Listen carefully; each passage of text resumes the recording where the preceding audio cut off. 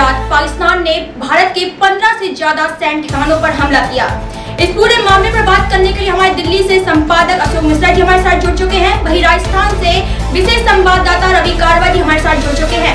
सबसे पहले अशोक मिश्रा जी, मैं आपसे जानना चाहूंगी, जो 15 सैन्य ठिकानों पर हमला हुए हैं वो कौन कौन से सैन्य ठिकाने हैं?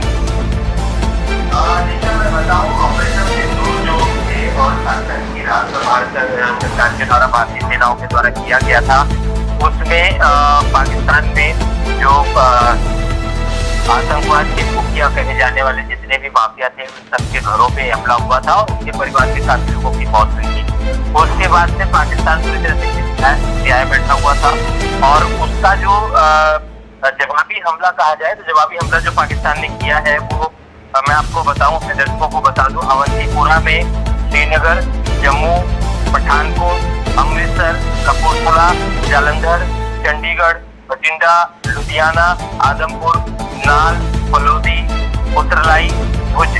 हालांकि इस हमले की उम्मीद तो भारत सरकार को पहले से थी, लेकिन एक बात और बता दूं, मजेदार बात यह है निशा, इस हमले में भारत का कोई बहुत बड़ा नुकसान नहीं हुआ है। ना हो पाने के पीछे का कारण सबसे बड़ा ये था कि भारत ने S-400 जो अपना एयर डिफेंस सिस्टम बॉर्डर पे पहले से ही लगा रखा था, इनकी मिसाइलें जब भी वहां से चली है उनको हमने S-400 missile air defence system ने नाकामयाब कर दिया। तो इस वजह से कोई नुकसान निशा हुआ नहीं है। फिलहाल निशा ये 15 ठिकाने हैं जहाँ पर टारगेट किया गया था, लेकिन वो टारगेट कुछ सफल नहीं हुआ है निशा। जी अशोक मिश्रा जी, जो 15 ठिकानों पर हमले हुए इसके बाद रक्षा मंत्रालय की तरफ से जवाबी कार्रवाई में क्या सामने आया है? जवाबी कार्रवाई की अगर बात करें तो जवाबी कार्रवाई में एक बड़ी खबर जो है बड़ी कामयाबी भारत की सेना को लगा है, वो हाथ लगी है, वो ये लगी है कि भारतीय ड्रोन लगभग 20 से 21 ड्रोन भारतीय जो लाहौर तक पहुंचे और लाहौर जैसी जगहों पर जहां पर भी पाकिस्तान ने एयर डिफेंस सिस्टम लगा रखे थे, उनके 5 एयर डिफेंस सिस्टम को हमारे ड्रोन और हमारे सैनिक कार्रवाई ने नाकामयाब कर दिया, उनको खत्म कर दिया है।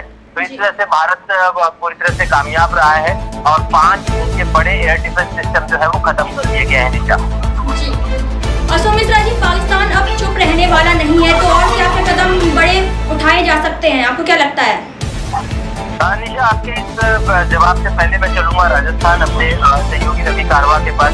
रवि, राजस्थान में भी 3 जगह पे हमले हुए हैं, क्या स्थिति देखने को मिल रही है वहाँ पे?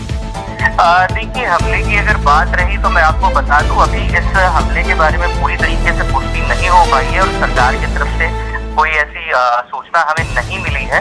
हाँ, बाकायदा ये जरूर कह सकते हैं कि राजस्थान के जितने भी बॉर्डर क्षेत्र हैं जो कि पाकिस्तान से जुड़े हुए हैं, जो पाकिस्तान के बॉर्डर क्षेत्र में आते हैं, उन सभी को अलर्ट मोड पे रखा गया है, रेड अलर्ट पे है पूरी तरीके से। वहाँ के जितने भी रवि, मैं यहाँ पे आपको रोकना चाहूंगा, जो आधिकारिक आंकड़ा डिफेंस मिनिस्ट्री की तरफ से जारी हुआ है उसमें 3 जगह जो है राजस्थान के दिखाए गए हैं, नाल है, फलोदी है, उत्तरलाई है, यानी कि बीकानेर और बाड़मेर और ये नाल का जो क्षेत्र है वहाँ पर पाकिस्तान से दागी गई मिसाइलें मिली हैं।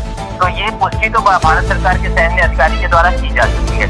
अब सवाल ये उठता है कि अभी वहाँ पर राजस्थान में क्या स्थिति देखने को मिल रही है रवि?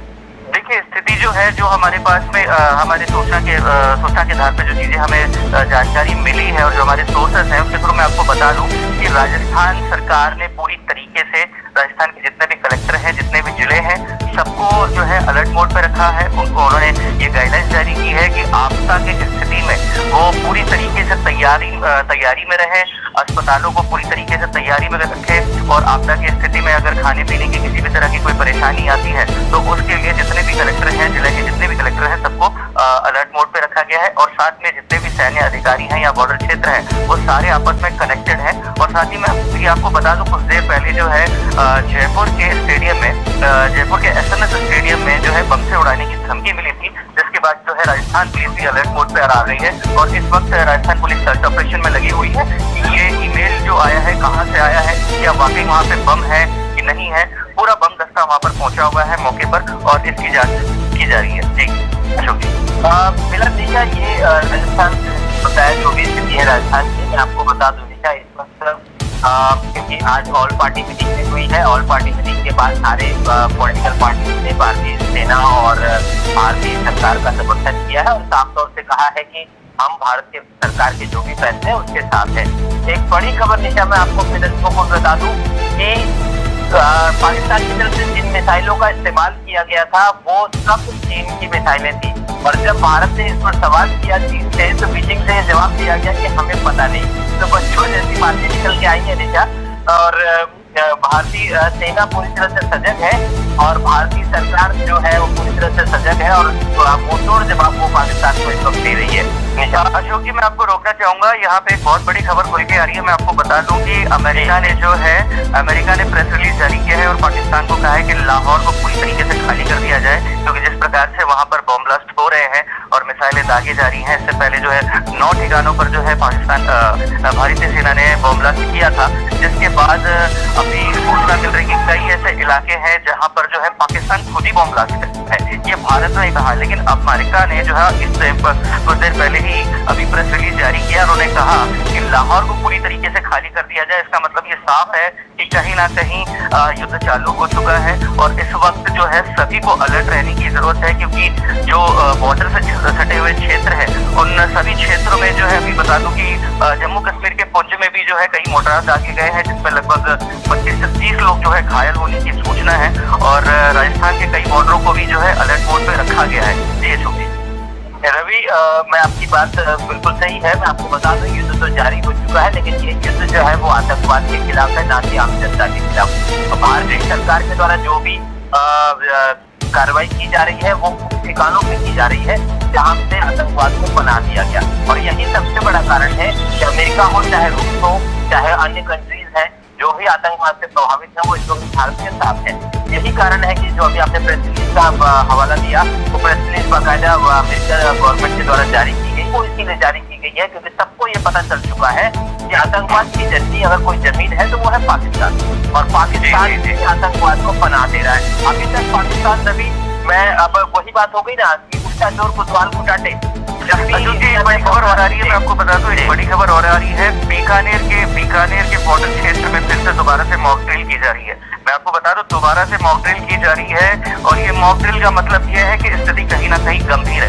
इस वक्त की बड़ी खबर मैं आपको बता दूं कि ये सबसे पहले ब्रेक हम कर रहे हैं कि बीकानेर से इस वक्त जो है बीकानेर के कई इलाकों को जो है अलर्ट मोड पे रखा गया है और खासकर सिविल डिफेंस के साथ साथ जो वहाँ की लोकल पुलिस है, राजस्थान पुलिस है, उनको कम्प्लीटली तरीके से ये गाइडलाइंस जारी कर दी गई है कि आप बिल्कुल अलर्ट मोड पे रहें, कहीं भी कभी भी स्थिति जो है बिगड़ सकती है। और बीकानेर में दोबारा से जो है रेड अलर्ट के तहत वहाँ पे मॉक ड्रिल दोबारा से की जा रही है। वहाँ के कलेक्टर वहाँ पे पहुंच चुके हैं बीकानेर में और इस वक्त जो स्थिति बनी हुई है, काफी पैनिक सिचुएशन अगर कहा जाता है कि पैनिक सिचुएशन है वहाँ पे, तो कहीं ना कहीं ये आशंका जताई जा सकती है कि बीकानेर में भी कुछ गतिविधि हो रही है। अभी देखने वाली बात है। बिल्कुल सही बात है। मैं आपको बताऊं कि अभी एक बड़ी खबर इस वक्त मेरे हाथ लगी है, अभी तुरंत पाकिस्तान की तरफ से कुछ अटैक करने का प्रयास किया गया है, लेकिन भारतीय बॉर्डर पे जो हमारे एयर डिफेंस सिस्टम लगे हुए हैं उन्होंने उनको रिटेलिएट किया है, जिसकी वजह से उनके प्लेन वापस पाकिस्तान जा चुके हैं।